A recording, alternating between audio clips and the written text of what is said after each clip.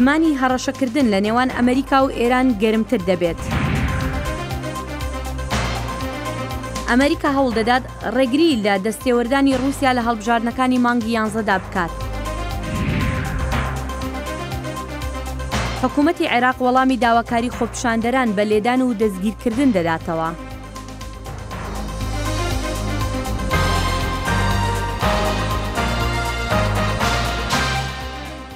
سڵاو ئەم کاتەوە کاتێکتان شاد و بەختەوە بێت و بەخێربێنەوە بۆ بەرنامەی کورد کۆنێکشن. سڵاو و هیڤین دەمە خۆش. سەرۆکی ئەمریکی دۆناڵد ترامپ هوشداریە گەلک توندا سەرۆکی ئیرانی حەسەن ڕوحانی و گوتێ قەت چاوسۆریا لە ئەمریکا نەکیان کۆمارە ئیسلامی وێ ڕاستی خراپترین ئەنجامên dîrokê bibe. Wezîrê Dervê Îranê jî dibêje wî ew hojdarî nekirine xemaxwe. Îran Serok Trump sûcdar dike bi destpêkirina şerê derûnî bi mebesta qeyilkirina dengderên Emerîkî berî helbijartinên demê nîvê li meha 11 ev sal. Serok Trump bi Twîtterê nameyeka tuş ji Serokê Îranê re hebû. Ew tweet piştî hojdariya Serokê Îranê Hesan Ruhanî bû dema hojdarî daya Serok Trump û gotî yariya bi kilka şêrî neke. Em naxwazîn wan ra bikevîn di şerrekî da, lê divê ew bizanin şerrê bi Îranê ra maka şeran e. Divê ew baş tê bigihin û aştiya bi Îranê ra jî maka tev aştiyan e. Ev zimanê dijminane piştî peyamê Wezîrê Dervê Emerîkî Mike Pompeo bû ji Îranê re di gotarekê de li Kaliforniya. Bi berçavgirtina van nerazîbûnan û çel salên rejîma zordar min peyamek ji gelê Îranê re heye. Emerîka dengê we dibîse, Emerîka piştevaniyê li we dike. Emerîka bu re ye. Peyvdara Koşka Spîsera Huckabee Sanders bersiva pisyarekê da ka eger Emerîka li pêş xetera şerrekiye bi Îranê re. Binara serok bersiva Îranê dide û ew rê nadewان tim çavsoriyan li Emerîka bikin. Eger yek hebe tiştekî biazirîne, kes ji Îranê xirabtir nîne. Hinek şareza bawer dikin ku eger Emerîka dorgirtinên tund yên aborî li ser Îranê danîne, lê ew bawer nakin karekî leşkeriyê Emerîkî dê li demekî zû bêkirin. Serok Trump rohnî gotiye ew naxwaze serbazên Emerîkî li Rojhilata Navîn deyne. Ew naxwaze serbazan li Sûriya bihêle. Ev ne di behs û bazaran de ye sebaret bin bebarankirinê. Ji xwe Îranê bername xwe ya navokî rawestandiye û pêgirî peymana navokî ye, ne wek Emerîka. Peyvdara Koşka Spî û karbidestên diyên hikûmeta Emerîkî dibêjin armanca Emerîka neguhartina rejîma Îranê ye. Lê dûrkirina destê Îranê ye ji gaştina çekê navokî. Ev ca nexeme کی لە تەهرانê دەسەڵاتدار بە.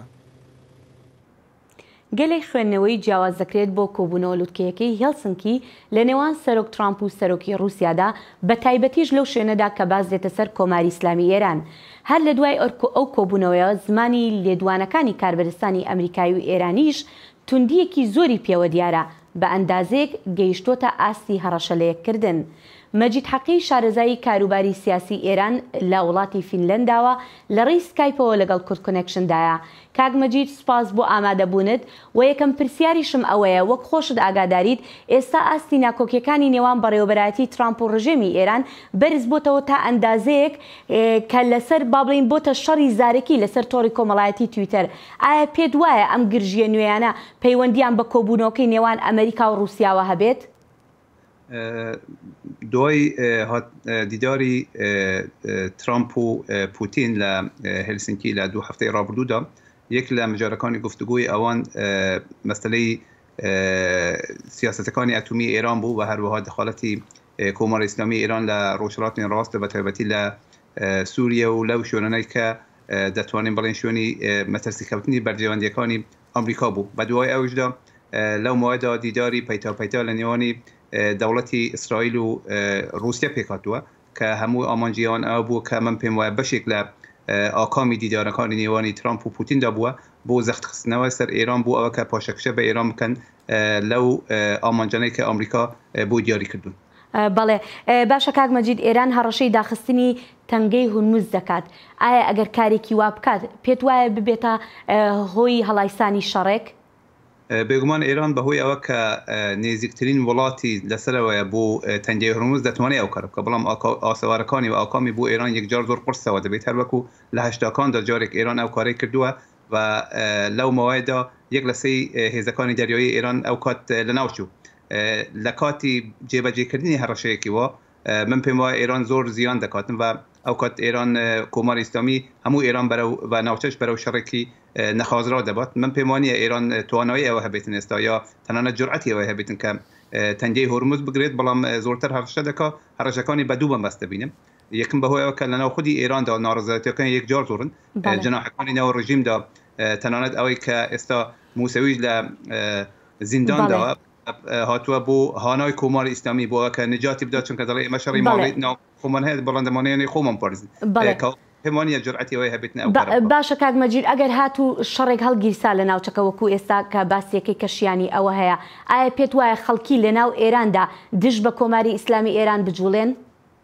هەر لە ئێستا بەهۆی ئەو گەماڕۆنەی کە لەسەر ئێران داهاتووە بەهۆی ئەوەی کە ڕەوشی ئابووری ئێران یەکجار ناسەقامگیرە و خەڵکانی زۆر وانە کردووە هەموو ڕۆژێ خۆپێشاندان و مزاهرە هەیە من پێم وایە لە هەجری شەڕێکی وادا خەلکی ئێران بە شەقامەکان دادێن بە پێچەوانەی عێراق کە تا ئاخرەکە چاوەڕەوە من بەوانە لەوێ چاوەڕێ ئابن کە ئەرتەشی ئەمریکا هەموو جێگایەک بدات پێم ئەو کات خەلکەکە بخۆی کاری کۆماری ئیسلامی یەکسەر دەکات. بەڵێ کاک مەجید بەپێی راپۆرتان بەڕێوەبەرایەتی ترامپ دەستی کردووە بە هێرشێکی گوتار و پەیوەندیکردن وەک دەگوترێت ئەم هەڵمەتەش لەلایەن وەزیری دەرەوەی ئەمریکا مایک پۆمپیۆ و هەروەها ڕاوێژکاری ئاسایشی نیشتیمانی جۆن بۆڵتنەوە بەڕێوەچێت. باشە ئەم هەڵمەتە بۆ چییە؟ ئایا پێت وایە تەنها فشارە ئابوووریەکان بەس نییە بۆ سەر ئێران یاخود بۆ ڕاگررتنی ڕفتارەکانی ئێران؟ خەلکی ئێران ساڵهای ساڵە نزیکەی 40 ساڵە دەیانەوەی لە چنگی کۆماری ئیسلامی ئێران ڕزگار بێت و لەو ماوەیەدا زۆر داوای هاوکاری و هاودەنگی کۆمەلگای نانەتەوەی کردووە ئێستا دوای نزیک بە 40 ساڵ ئەگەر دەوڵەتی ئەمریکا بە تایبەتی وەزیری دەرەوەی ئەو وڵاتە و ڕاوێژکاری ئەمنیەتی ئەو وڵاتە بێتن پشتیوانی لە خەلکی ئێران بکەن و لە دەنگی ئەو خەلکە ببیزن من پێم وایە ئەمە هاندەرێکی باشە بۆ ئەوە کە خەلکەکە لەناو خۆیدا تەحملی ئەوە هەموو زەخمانەی هەم سیاسی هەم ئابووری نەکاتن و بتوانێتن لە چنگی ئەو ڕژیمە ڕزگار بێت. بەڵێ کاک مەجید زۆر بە کورتی دوا پرسیارم ئەگەر هەر شتێک ڕوو بدات مەبەستی وڵاتی یەکگرتوەکانی ئەمریکا پێت وایە چی بێت؟ ئایا گۆڕینی ڕژێمی ئێرانە یاخود تەنها سنووردارکردنی ڕفتارەکانی ئێرانە؟ لە سیاسەتی ڕسمی ئەو وڵاتەدا زۆرتر گۆڕینی ڕفتاری ڕژیمی کۆماری ئیسلامیە هەر وەکو دۆنیش مایک پۆمپیۆ کوت گۆڕینی ڕژیم بەدەستی خەلکی ئێرانەوە یعنی خەلکی ئێران بخۆی دەبێت هەرسێت بۆ گۆڕانی ڕژیم بەڵام بێگومان لە کاتێکی وادا کۆمەلگای نانەتەوەی و بەتایبەتی ئەمریکا من پێم ئەو کات پشتیوانی دەکات. بەڵێ مەجید حەقی پسپۆڕی کاروباری سیاسی ئێران سپاس دەکەین بۆم دەرفەتە. زۆر سپاس. سەرۆکی ئەمریکی دۆناڵد ترامپ هزرا کشاندنا متمانەیە ئەو لە هیەژی شەش مەزنەکار بدەستین بەری یەن زانیاریان دکە ji ber rexneya wan li karê serokî ji nav wan şeş karbidestiyan bi rêveberê Beriyê CIA John Brennan ku peyamên wî yên Twitterê Serok Trump xeyîdiyan Serok Trump ji wan xeyîdiya wî gotibû bersiva Serok Trump ji bo Serokê Rûsî Vladimir Putin li demê civîna wan ya bilind tawanên mezin derbas kirine û nekêmî xıyanetê bûne. Koş Kaspî dibêje Serok hizra mîkanîzman dike bo wergirtina baweriya ewlehiya niştimanî ji wan kar bi destên berê ji ber ku xizmetên giştî têkelî siyasetê kirine. هەڵبژاردنەکانی میتەرمی ئەمریکا کەمتر لە 4 مانگی ماوە کاربەرستان چەندین ڕێوشێن دەگرنە بەر بۆ ئەوەی ڕێگە بگرن لە رووسیا جارێکی تر دەست نەخاتەوە نێو هەڵبژاردنەکان هەروەکو ئەوەی ساڵی 2016. جوان پێنگاوان داخویانێک نو هاتیەوە شاندن خەڵکی ئاگادار دکە ji destdirêjiyên biyanî. Ji bo hebûna dîmokrasiyê çi tiştek ji helbijartinên rast û azad pîroztir nîne. Dengder di wê bawerê danin ku dengê wan wê bête ejmartin. Lê ev pêşbîniye ketiye ber êrişê. Li demekê da ku karbidestan dîtin ku destê Rûsya di nav helbijardinên sala 2016 de hebû. Yasadanir dibêjin beşê yekê ji vê stratejiyê ew e ku ciza dest pê bikin. ما سزاین li dij Rûsya erê kirin ku bi hên berpirsiyar kirin. Hîn girîngtir me bestamawa ku em pişt raz bin careka dî karekê wiha neê kirin.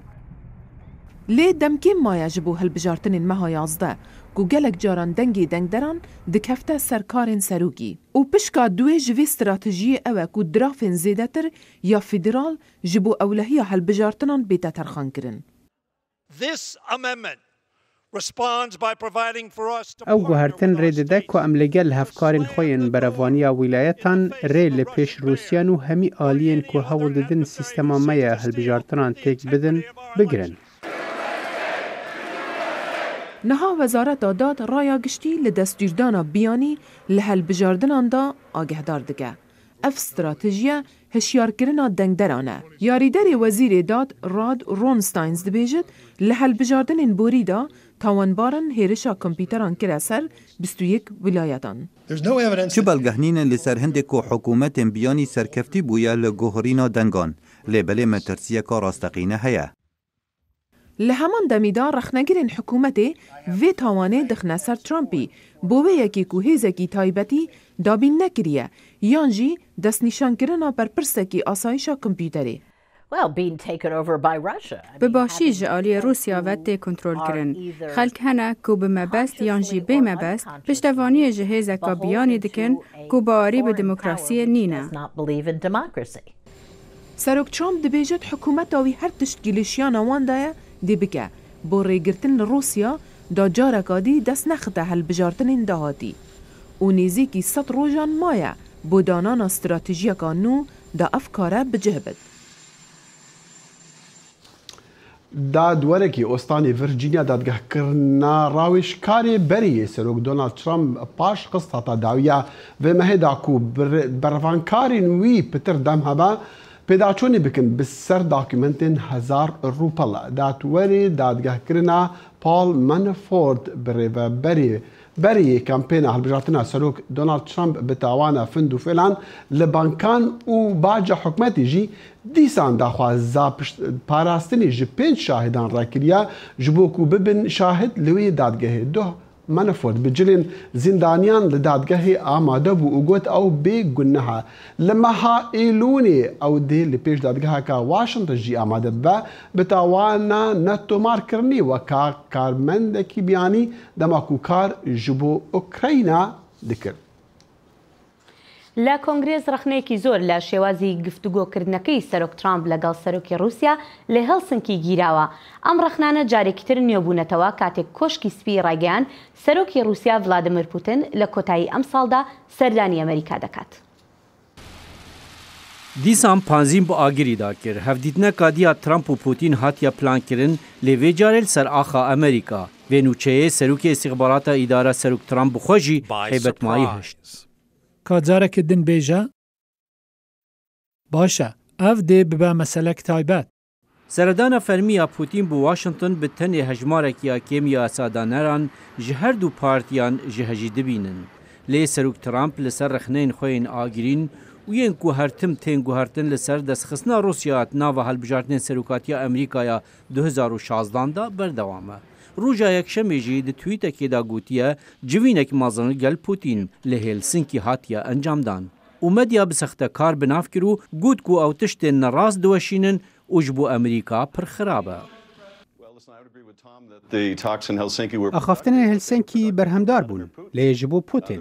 Rastî ew ku em nizanin ev serokê me li ser çi erêkiriye. Lê em dizanin piştî wê kombûnê û hatina wî ya mal serok pêgiriyên me yên li gel NATO lawas kirin. Gelo ew jî mijara gotûbêjê bû. Gelo behsa Montenegro bû. Dû çaxî da hikûmeta Rûsî wê weke miştûmireka sadeya navpartiyên Amerîkî da dibîne. Peyvendiyên Rûsî û Amerîkî di nav têkoşîna hundirîn ya navbera demokratan û komeriyan da bûye dîl. Mexabin li Amerîka nîşaneyek kêmbûna helbest dijî Rûsyan ku Rûsyafobî xuya nabe. Ji bo demekî min hezîr dikir ku gotinên dijî Rûsya nemtir bûne. Li evqat ranavist û bawer nakim ku heta hilbijartinên mijdara 2018 jî ev gotin bisekine. Li dawiya heftiya borî qesra spî bixwe red kir ku her du welat lê pirsînan li dijî hemwelatiyên hevdû encam bidin. Dîplomatên me milketî çeqûkêşiya Putin bibin, ev e bikaranîna nerewa ya desalatê ye. Sadeyî û tamsariye tiştek bi navê serweriya yasayê li Rûsyanî ne tenê desalata Putin heye. بهنارتنا نامکتون ji her du partiyan bu qesra spî Kongresî bi giştiya dengan biryar pejirand ku ew li dijin Rusya li dij berpirsên kevnûnûyên Amerîka lêpirsînan encam bidin. û xwepêşandanên Iraqiyan rastî bersiva tunda hikûmeta Bexdayê dibin. Çalakvanên mafê mirovan wê tund û tîjiyê şermezar dikin û dibêjin gelê Iraqê maf heye daxwaza mafên xwe yên xizmetên giştî bike. داواکاری خۆپیشاندەرانی بەغدا و باشووری عێراق تەنیا کاری خزمەت گوزارین و دادگاکردنی گەندەڵەکانن. بەڵام بەردەوام داواکاری خۆپیشاندەران لەلایەن هێزەکانی سوپا و پۆلیسی عێراق سەرکوت دەکرێن و باجی داواکاریەکانیان بەلێدان و دەستگیرکردن بەرسف دەدرێنەوە. حق التظاهر موجود. مافی خۆپیشاندان هەیە، بەڵام بەکارهێنانی هێزی لە ڕادەبەدەر دژ بە خۆپیشاندەران و ڕێزنەگرتن لە مافی هاوڵاتیان زیان بە دەوڵەتی عێراق دەگەێنێت. لەبەرەوەی عێراق وڵاتێکی دیموکراسیە و ئەمە تونوتیژیە بەرامبەر خۆپیشاندەران و کەسانی بێتاوان کە مافی ڕەوای خۆیان هەیە.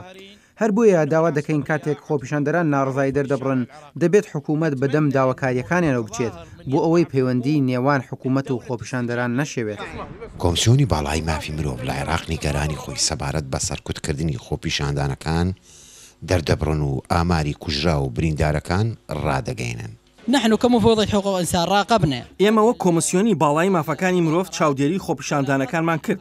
بینیمان کە هێزە ئەمنیەکان هێزیان بەرامبەر خۆپیشاندەران بەکارهێنا. ئەمەش بووە هۆی شەهیدبوونی 14 هاوڵاتی و برینداربوونی نزیکەی 200 خۆپیشاندەری بێتاوانی بێچەک. هەروەها نزیکەی 700 خۆپیشاندەر دەست بەسەر کران. چاودێرانی بارودۆخی شەقامی عێراقی ڕادەگەینن کە دەبێ حکومەت لە بەڵێنەکانی ڕاستگۆ بێ. لە ڕاستیدا حکوومەتی عێراق لە جیاتی بەکارهێنانی هێزی لە ڕادەبەدەر دژ بە خۆپیشاندەران ئەگەر ئاژاوگێر بن یاخۆن کەسانی ئاسایی دەبێ حکوومەت چارەسەری قەیرانەکان بکات، بەڵێنی ڕاست بدات و داواکاریەکانیان جێبەجێ بکات. حکوومەتی عێراق و پارتە سیاسیەکان سەرقاڵی خۆپیشاندانەکانن و بەپێی چاودێرە سیاسیەکان وا چاوەڕوان دەکرێت کە بارودۆخی عێراق بەرەو ئاڵۆستردا بڕوا و لە کۆتایش گفتوگۆی پێکێنانی حکوومەتی چاوەڕوان کرا و بەدوا بکەوێت. لە بەغداوە نزار عەبدوڵڵا، دەنگی ئەمریکا. و لە تورکی هەزاران خوێندکار زیندان هاتنە زیندانیکردنا بۆ کۆمەڵا خوێندکارین زانکۆیە تەکنیکیە ڕۆژهەڵاتە ناوین لە ڤان داویان بوو ji ber بلندکردنا دروشمێکی لە ڕۆژە و ڕێژسمێن دەرچوونەوان. ڕێکخراوی لێخۆشبوونی جیهانی هەڵمەتێک دەکات بۆ ئازادکردنی ئەو خوێندکارانە. پەیامنێرمان لە ئەستەمبول لەگەڵ پەیامنێرەکەی ڕێکخراوی لێخۆشبوونی جیهانی قسەی کردووە لەسەر هەڵمەتەکە و بارودۆخی مافەکانی مرۆڤ لە تورکیادا.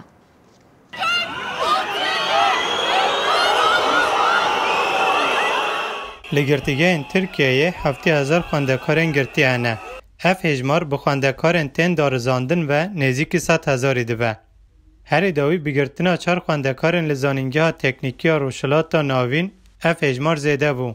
Şeşê Tirmehê di merasîma mezûniyetê de خوێندەkaran pankarta sala 2005 li kovara pengûen hatî weşandin vekirî bûn.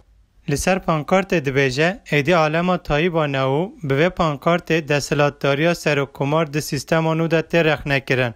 Ji ber vê pankartê 4 خوێندەkar bi sûcdariya li serokkomar heqaret kirîne hatin girtin. Ev her 4 خوێندەkar dibe ku ji saleke heta 4 salan bêne cezakirin. Di sala 2006 serokkomar Recep Tayyip Erdogan ji ber bi îdeya ev pankar zerarê dide mafên kesayetiyê careke din doza tezmînatê dabû vekirin. Dadgehê karikatûr di çarçoveya azadiya ramanê de dît û doz red kirî bû. Rêxistina ev wêya navnetewî ji bo her 4 خوێندەkaran kampanyaya çalakiya lezgîn dan destpêkirin.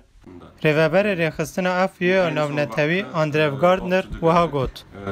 Öğrenciler pankartı taşıdıkları için ji ber ku xwendkaran mafê azadiya ramanê bikaranî lê pirsîn hewce nake lê ew hatin girtin. Li gorî Gardner azadiya ramanê li Tirkiye pirsgirêkeke pir giring e. Ji ber vêyekê li Tirkiyeyê ji bo parastina azadiya ramanê bank ji bo kampanyaya çalakiya lezgîn dike. Gardner dibêje ji sala 2005 heta niha azadiya ramanê gelek paş veket û wiha got. Ji sala 2005 heta niha azadiya ramanê gelek paş veket. Ev mijar mînokek baş e. Ev pirsgirêk kûrtir bûye. Di demên dawî de gelek xwendkar li Tirkiyeyê hatin girtin. Mixabin îro xwendkar li Tirkiyeyê dibin rîskê dane. Yek ji pirsgirêkên herî giring ew ku xwendekarên girtî ji jiyana xwe perwerdeyê paş vedimînin. لیپرسین و دوزن لهمبر خوندکاران تیم وکرن گلک جاران جه به تمامی جیانا پرورده خوندکاران خلاص دکه. من بوتانی دنگ امریکا ستانبول. لە کاتێکدا تبتیەکانی دوورەوڵات لە هندستان ساڵیادی 6 ساڵەی هەڵاتنی ڕێبەری ڕۆحیان دلایلاما لە زێری خۆی دەکەنەوە، ئەوان ڕوبەڕووی کێشەیەکی زۆر لە ماوەی 6 ساڵی خەباتیان بۆ بەدەستهێنانی ئەتۆنۆمی زیاتر بۆ تبت دەبنەوە. هەفتەمێک و ئەو دەخەما ڕێکا درێژە دۆزا خۆدەنا دیسان ئەو هزرا پیربوونا ڕێبەری خۆ دەکەن. لەم دوکانە نێو شەقامە باریکەکانی دارامشەڵات داوای خێرا بۆ کراس و شتەکانی تر هەیە کە بانگەشە بۆ تیبەتێکی ئازاد دەکات. کاربەدەستانی بەڕێوەبەری تیبەت لە هەندران ئەو بەڵێنیدانە بە خەباتە وەک گەورەترین سەرکەوتن دەبینن لەو دەمەوە داڵای لەما باکووری هیندستانی بۆ شوێنی ژیانی هەڵبژات. چاو لەلایەنی بەرامبەرمان بکەن. ئەوە چینە چینێکی مەزن لە ماوەی 6 ساڵی ڕابردوودا ئەگەرچی ئێمە بەگشتی 6 ملیۆن تبتین و لە هەندەران تەنیا 100,000 تبتین. ئەوە خەبات هەر بەردەوامە. بەڵام نیگەرانی لە پێشنەکەوتن هەروە زیاد دەبێت سەبارەت بەوە کە ناسراوە بە ڕێبازی مامناوەندی لەوە تا 2010 هیچ و توێژێک لەگەڵ چین نەبووە کاتێک دوایین کۆبوونەوەی نێوان نێردراوانی دەڵای لاما و چین بە بنبەست گەیشت. چین دەڵێت دەلای لاما جیاوازی فازە و دەیەوێت دەسەڵاتی بەسەر تبێت داهبێت، واتای دەعایەت کە کاربەدەستانی تبێت هەروە بەڕاستی نازانن. ئەگەر حکوومەتی چین ئامادەی وتوێژەوە یان خوازیاری چارەسەری مەسەلەی تەبەتە، ئێمە خوازیاری سربەخۆی یان جیابوونە لە چین نین. لە دەمێکدا مەسەلەکە هەر لە بنبەستدایە نیگەرانی سەبارەت بەو شێوە خەباتەی تبێت لەم ساڵانەی دواییدا هەیە. دەڵای لەمە ئەم مانگە تەمەنی دەگاتە 83 ساڵی. داخۆ پێویستمان بە شتێک هەیە نیازپاکانە پرسەکە چارەسەر بکات یان بە دۆخێکی شێواو هەیە. ئێمە ئەوەمان ناوێ گواستنەوەیکی نەرممان دەوێت کە هەر کەسێک نەک هەرتیش بخاتە سەر ئەوەی کە چۆن خەبات بکەین بەڵکو چۆن پرسی تبتیەکان چارەسەر بکەین. بەڵام داواکان بۆ تیبەتی ئازاد لەم شارەدا چیتر لە پلەی نێونەتەوەیدا دەنگ نادەنەوە.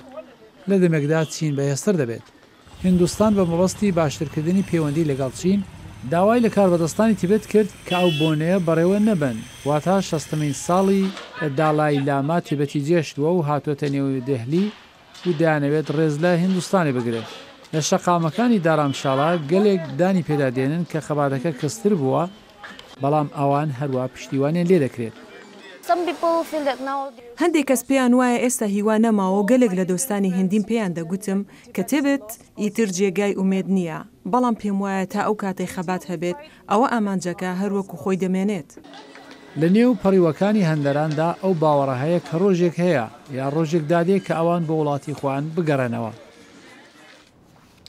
ڕێخستی ئالیفنەتەوەیە پەنابەرن IOM لە کۆمەلگەها خانکی هەرێما کوردستانە عێراقی کارخانەکە مەحفورین بچوو دانیە و دروستکردیە ji بۆ ژینên پەنابەر û derbederên şingalê ew bûye ji derê jiyana çend xaniman û dîsan delîveya ji bîrvekirina derdê hineka ji wan di destê Daeş de dîtî.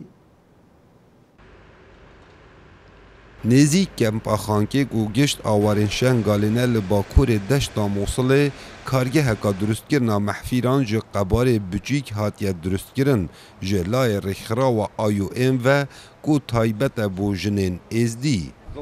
Lê destpêka karî hiriya pazîdişûn û rêsin her bi şêwazê berê ku bi teşiyê dihête ristin û dîv de ev derziye dê kevîte bermekînên durustkirina mehfîran û bi destên ewan jinan dihête durustkirin evên karesat û kuştin û derdeserî bi çavên xwe dîtîn. Lewma dibêjin lê demê karî em xwe ji bîra dikeyn yan ku em xwe ji bîr vedikeyn. شغلي ما بسي جروب تدهنا واحتمال زي ترجي ببيت شغلي ما الفيدرين هو حاليا الجهة قاعة محفورة ما محفورة الأواجي شيتن جروب جي ما محفورة وما جروب هاي القاعة دي تردجي أو جي تشي شيت كانوا هريه وشرين وشكنين ورئيس كنا دازي والفيدرين متكنا محفور.